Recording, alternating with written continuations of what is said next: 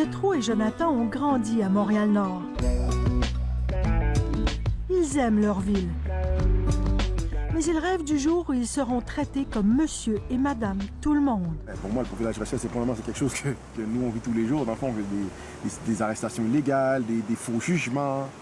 C'est un mix de tout, dans le fond. Ouais, c'est sûr. Mais je sors même plus. Les deux amis d'enfance sont membres d'Évolue Jeunes. L'organisme aide de jeunes adultes à se défendre quand ils sont injustement interpellés ou arrêtés.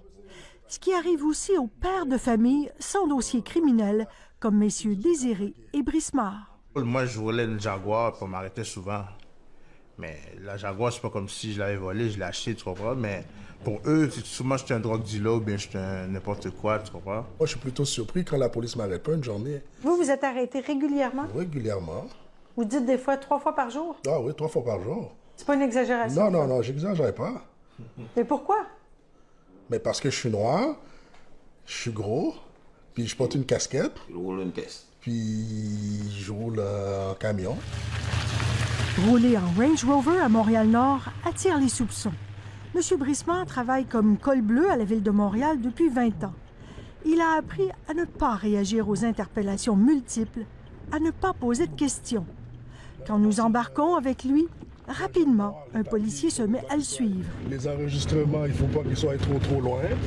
Ils sont juste ici. Nerveux, M. Brismard prépare ses papiers.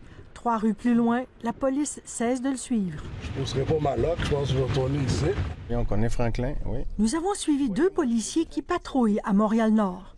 L'un d'eux a déjà intercepté Franklin Brismard. La façon dont il s'habille, le véhicule qu'il conduit, ça attire le regard des policiers. Parce qu'il ressemble aussi à un autre individu qui est très connu dans notre secteur. Ces policiers nient faire du profilage racial.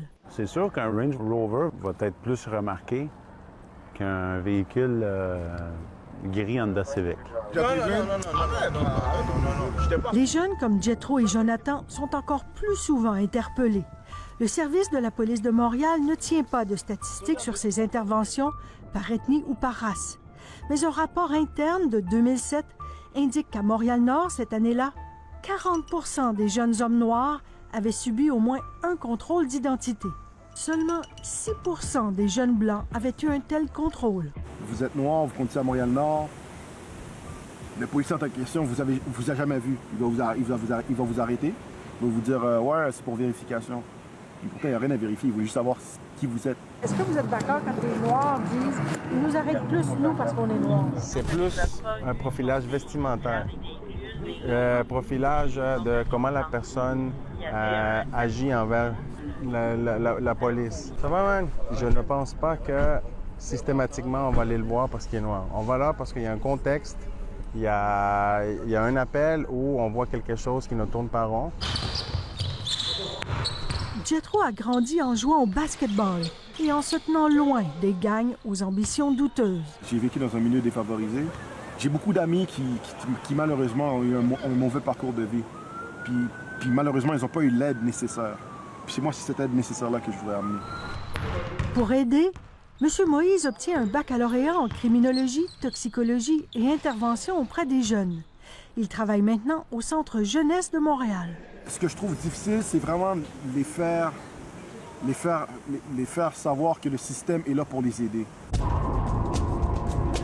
C'est encore plus difficile depuis ce soir du 20 septembre 2013. Jethro, Jonathan et un autre ami se rendent au salon funéraire. Une connaissance, un membre de gang qui avait commandité des tournois de basketball, a été tué en prison.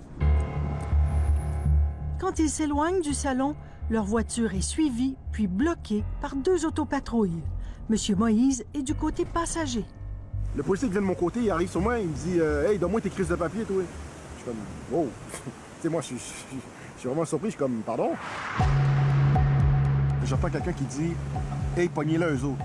Là, je me retourne, le temps que je me retourne, le policier me prend par le collet, il me vide dehors. Il met son genou sur ma nuque.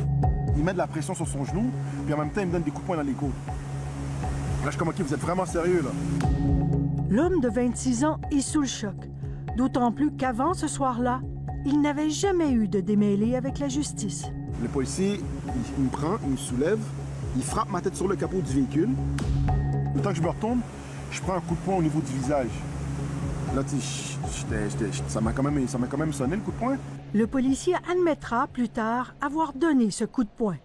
Jonathan, lui, qui est menotté, regarde la scène, impuissant. Vous étiez choqué? Dans le vrai monde, tu dois être choqué de voir ça. Tu dois être choqué, mais c'est juste que tu en vois tellement en année que tu deviens habitué. Je me sentis comme un esclave, disons. Je me suis dit, au départ, je me suis posé la question à moi-même à savoir si vraiment ça existait vraiment au Québec. Désabusés, Jethro et Jonathan ne portent pas plainte. Quelques mois plus tard, ils tombent des nues en apprenant que la police les accuse, eux, de menaces et d'intimidation. Moi, à chaque fois que je me fais interpeller pour des raisons injustifiées, moi, ça me cause beaucoup de colère. L'intervenant social a vu Montréal-Nord se transformer depuis 35 ans. Il a vu trop de jeunes noirs être judiciarisés sans raison valable. Ils montent un autobus, ils n'ont pas payé le passage, ils bousculent une personne dans la rue, on dit que ce sont des gars qui appartiennent à des gangs de rue. Pourtant, quand c'est un jeune Italien qui a le même type de comportement, on ne l'associe pas à la mafia. Quand c'est un jeune Québécois, on ne l'associe pas aux motards. De simples interpellations peuvent aboutir à des accusations criminelles, d'entrave par exemple. L'hiver dernier, un juge a acquitté un autre jeune noir accusé de voies de fait contre un policier, en concluant au profilage racial. Le profilage racial et social, on le reconnaît d'emblée. Quand on a des choses comme ça, comme organisation policière, là, on n'est pas content, ça fait mal à l'organisation, ça fait mal à la population, ça fait mal aux citoyens, puis on perd la confiance des gens. C'est pas toléré, ça. Donc, on veut vraiment intervenir. 3 ans après l'arrestation et un procès de 4 jours, Jethro et Jonathan sont acquittés.